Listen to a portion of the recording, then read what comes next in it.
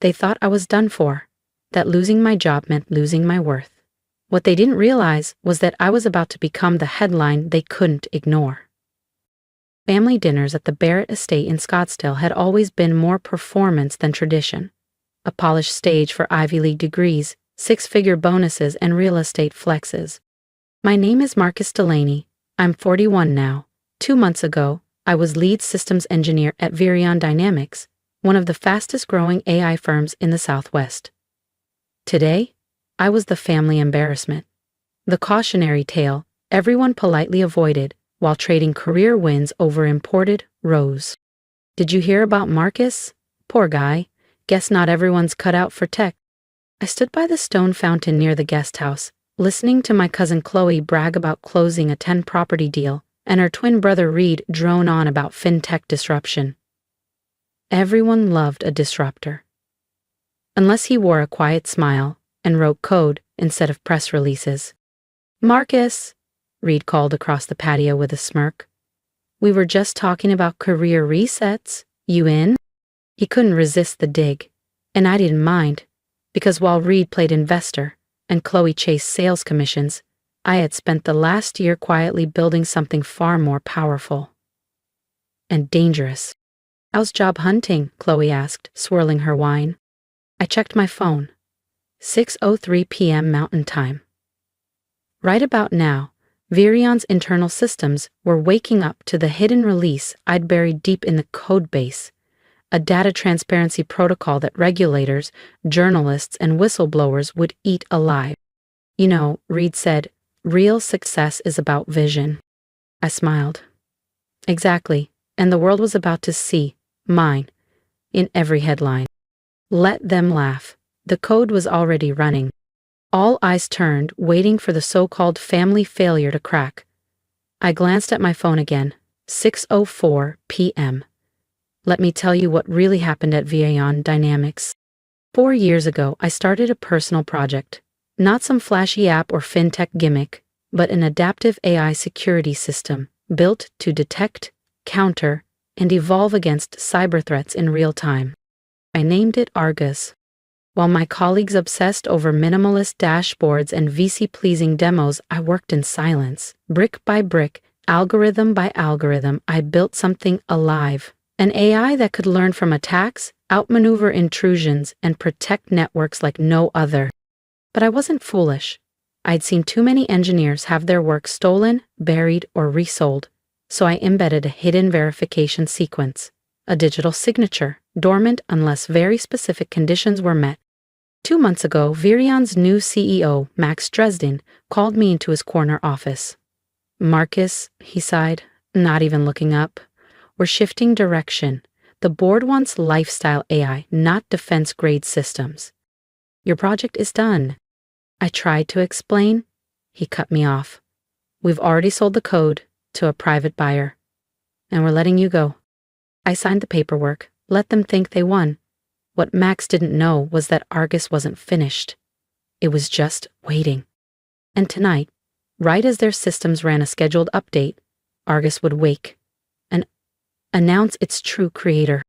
You should have gone into sales, Marcus, Reed sneered from the patio, grinning like he'd won something. I smirked, just as my phone vibrated. Breaking. Former Vireon engineer tied to revolutionary AI exposed. Chloe raised an eyebrow. Job offer? Not quite, I said, tucking my phone away. Evan snorted. Pretty sure the diner's still hiring dishwashers. I looked up. Better save me a seat then. 6:05 p.m. Mountain Time. Somewhere in downtown Phoenix, inside Vireon Dynamics' sleek steel and glass HQ, Max Dresden was probably rehearsing his Monday morning media statement, the one where he'd bask in the spotlight of Argus, the crown jewel of their innovation pivot. The same Max Dresden who once told me, real leaders don't write code, they buy it. The same Max Dresden who sold my life's work without flinching. The same Max Dresden who, in about 60 seconds, would find out what happens when you dismiss the so-called obsolete engineer. Actually, I said, raising my voice above the soft hum of jazz and clinking glasses, why don't we all check our phones? Things are about to get newsworthy. Reed scoffed. Chloe rolled her eyes. Across the patio, Trevor, the youngest of the Barrett cousins, barely 26 and already unbearably smug, snorted. What's this? Some revenge app launch? I didn't answer. I just looked down. 6:06 p.m. My phone buzzed first, then Chloe's, then Reed's. One by one, the yard filled with startled tones. Notification banners lit up like fireworks across every screen. Vireon Dynamics stock suspended amidst code authorship scandal. Reed's grin vanished. Chloe's wineglass tilted in her hand. Trevor cursed under his breath. What the hell is this? He asked, voice cracking. I took a long sip from my glass and smiled. Oh, just a harmless little system update, I said. Argus came with let's call it a digital truth serum. Nor alerts popped up. DoD freezes $1.3 billion cents. Deal pending investigation. Former lead engineer claims ownership of breakthrough AI. Trevor stepped forward, pale now. Marcus, what did you do? I set my glass down, pulled out the beat-up laptop I never let go of. Want a demo? I asked. You all love demos, right? They leaned in, silent. I logged into a secure feed showing Argus's verification protocol in motion. Lines of code streamed down the screen. Timestamps, cryptographic markers, digital footprints, all tracing the AI's core framework directly back to me. 5 years, 2 months, 19 days, every line of logic, every sleepless night. All of it. Mine. I kept my tone steady, even as adrenaline surged. That's how long I spent building Argus. 5 years. Nights, weekends, holidays, while Max Dresden and his so-called visionaries strutted across stages, sipping cocktails at innovation summits, bragging about tech they didn't even understand. Across the patio, Aunt Helen rose, and Chloe's mother gasped as her phone buzzed again. Vireon Dynamics under federal scrutiny for AI ownership fraud. But they fired you, Trevor stammered, his earlier arrogance melting. Didn't they own everything you did? I turned my laptop toward them and pulled up a second window. Actually, no. I opened an email thread. Max Dresden's breezy approval to experiment with prototype code on their sandbox server. Dated, signed, stamped. You see, Argus was never a Vireon initiative. I built it on my own time, on my own machines. The only reason it ever touched their system was because I asked, and he signed off. When they sold it to the defense sector without attribution, they activated the trigger, a passive watchdog that recorded every shady move, every edit, every leak, and waited for the right moment to speak. Reed leaned closer, his bravado gone, replaced with dawning dread. So that billion-dollar contract? Built on stolen tech, I confirmed. Max Dresden pitched a system he didn't build, didn't understand, and now? I held up my phone. Incoming call, Max Dresden. I declined. But that's not even the best part, I said, tapping one last time. A window opened, a folder labeled Legal Documentation. Inside, 17 patent certificates, all officially filed under my name, each one covering the core mechanics of Argus. Chloe's real estate polish faded, but Jessica's legal brain snapped to life. Wait, you mean Vireon doesn't actually own any of it? I nodded slowly.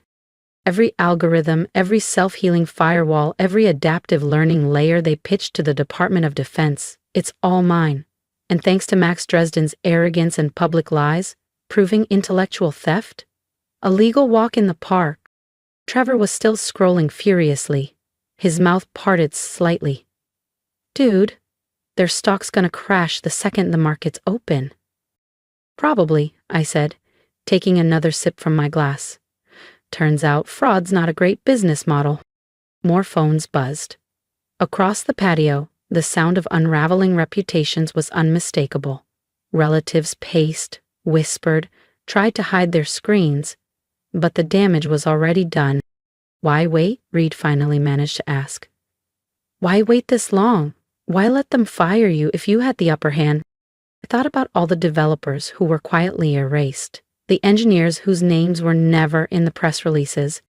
Because, I said calmly, justice deserves an audience, and some people only learn when they lose everything they never actually built. My phone buzzed again. A new message preview lit up. From Sarah Martinez, CEO, Oracle. Subject, Argus. Impressive integrity layer. Let's discuss over dinner next week. I tilted my screen so Reed and Chloe could see it. Apparently, I said with a small grin, my guest coding skills still have a market. The sun dipped lower behind my aunt's sculpted hedges, draping the backyard in gold and silence. And somewhere in downtown Phoenix, Max Dresden was likely staring into the wreckage of his empire, wondering how it all slipped away. Tomorrow would bring headlines, lawsuits, subpoenas. But tonight belonged to the truth. I stood beneath the amber glow of patio lanterns, watching the expressions on my family's faces shift. It was like a slow-motion domino effect, one by one, the truth finally registering. That real value doesn't come from LinkedIn posts, leased Teslas, or inflated startup valuations. Sometimes it comes from silence, from patience, from being the one they all ignored. Sometimes it comes from writing code so elegant, so unbreakable, it didn't need applause, just timing. Reed's phone rang, probably a panicked LP. Chloe was furiously thumbing through contacts, already in damage control mode. Trevor just stood there, slack-jawed, the shiny world he idolized cracking in real time. I glanced at my watch. 6:30 p.m. Argus had done its job. The truth was out, and across Phoenix's glowing skyline, a very expensive lesson about underestimating builders, the quiet ones, had officially begun. 1 month later, I sat in Oracle's headquarters in Redwood Shores. Sarah Martinez stood confidently at the front of a sunlit boardroom, wrapping up her presentation. On the screen behind her, Argus was live, monitoring Oracle's global network, fending off real-time attacks with seamless efficiency. In just 4 weeks, Sarah said, Argus has neutralized over 3,200 threats, adapted to 19 new attack vectors, and reduced our response window by 87%. The room of skeptical execs was now leaning in, intrigued. You developed this entirely on your own? One board member asked. I nodded. Nights. Weekends. My machines. My capital. Not a single line of code belongs to Vireon. Vireon only gave me access to test servers, I added, pulling up the signed approval. And that came with full IP protection, on record. Respect followed, finally, on my terms. It was the same testing environment that had allowed me to fine-tune Argus's authentication core, the very system that exposed Max Dresden's theft to the world. Well then, Sarah Martinez said, smiling across the Oracle boardroom, I think we're all in agreement. Shall we make it official? The board vote was unanimous. By that evening, the news would hit every major outlet. Oracle secures exclusive rights to Argus for $4,200,000,000. And me? I'd be stepping in as Chief Technology Officer, overseeing Argus's global rollout, the same platform they once dismissed as too niche. My phone had been buzzing non-stop since the scandal broke. Journalists wanted interviews. Cybersecurity panels wanted keynote speakers. Congressional committees were requesting testimony on tech ownership fraud. But the messages that mattered most came from other developers. Hundreds of them. Tales of erased names, stolen patents, 20-hour coding days ending in someone else's press release. Argus had grown into more than a platform. It had become a movement, a quiet rebellion against a system built on silencing builders.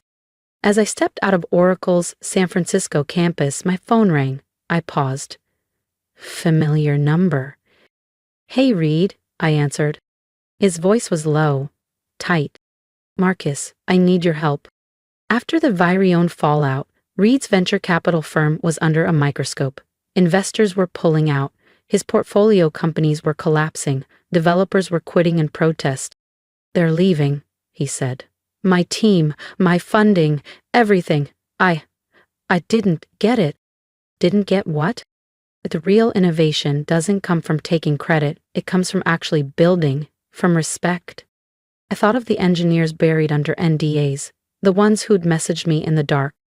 I exhaled and gave a small nod to myself. Send me their names, I said.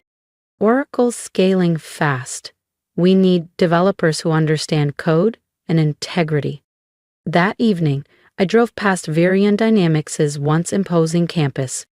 The lights were mostly out. The lobby sign had already been removed. Bankruptcy filings were underway. Investigations loomed. In the parking lot, a figure waved from under a street lamp. Leo Tran, a junior developer who had quietly stood by me during the chaos. Mr. Delaney, he called, grinning. Or should I say, Mr. CTO? I chuckled. Marcus is fine. And you? I asked, genuinely curious. Honestly, Leo said, his smile wide, never better. After Argus exposed Dresden, a bunch of us started talking, organizing. We've been documenting everything, every stolen commit, every misattributed innovation. He pulled out his phone and showed me a sleek new site. Developers from across the industry were uploading their stories. Names, timelines, code snippets, all crowdsourced and timestamped. We're calling it the Argus Pact, he said proudly. A framework for protecting developer rights. Think of it as an open-source defense system against corporate theft. I stared at the screen. What had begun in my home office was now a global movement. Send me the link, I said. Oracle's new ethics council might want to back this. My phone buzzed again, a new message. From Jessica Barrett. After the Vireon meltdown, Google had launched a sweeping review into code attribution across all divisions. Jessica, once the rising legal star, had been asked to step down, pending investigation into misrepresentation on several past deals. The silence that followed felt different now. Not emptiness, but justice, finally catching up. And for the first time in a long time, I allowed myself to smile without restraint. I get it now, her message read. Why you stayed in engineering instead of chasing titles. Real power doesn't come from taking credit. It comes from building something that lasts. I leaned back in my chair, staring at the old laptop on my desk, the same battered machine where Argus first came alive. Across continents, Argus now protected critical infrastructure, intercepted thousands of cyber attacks, and quietly safeguarded entire economies from collapse. But that wasn't its greatest impact. The real legacy? It was the awakening it ignited. Stronger IP protections, mandatory attribution protocols, and a growing developer rights movement demanding justice for those who actually built the digital future. My phone buzzed again. A message from Trevor, the same cousin who'd once cracked jokes about my career reset by the koi pond. Signed up for coding bootcamp. Starting next week, he wrote. Do you think you'd mentor me? I want to learn how to build something real. I smiled. I'd walked the long road, from overlooked programmer to industry transformer, and I knew exactly where he needed to begin. Lesson 1, I replied. Success isn't about who talks the loudest. It's about who puts in the work and protects what they create. Outside, the Phoenix skyline shimmered in the distance. Tomorrow, I'd walk into Oracle headquarters as their new chief technology officer. Next week, I'd testify before Congress on digital ownership and innovation ethics. And tonight, I opened a new blank file. A fresh project, a new challenge. Because the real power in tech doesn't come from headlines, job titles, or billion-dollar deals. It comes from the people willing to stay up late, solve the problems no one else wants to face, and write the code that holds everything together. Every function, every loop, every line, it all tells a story. And mine rewrote the rules. If you've made it this far, this isn't just about me. It's about every builder, every creator who's ever been talked over, written off, or stripped of credit. If you've ever had your work stolen or been told you weren't enough, I want to hear your story.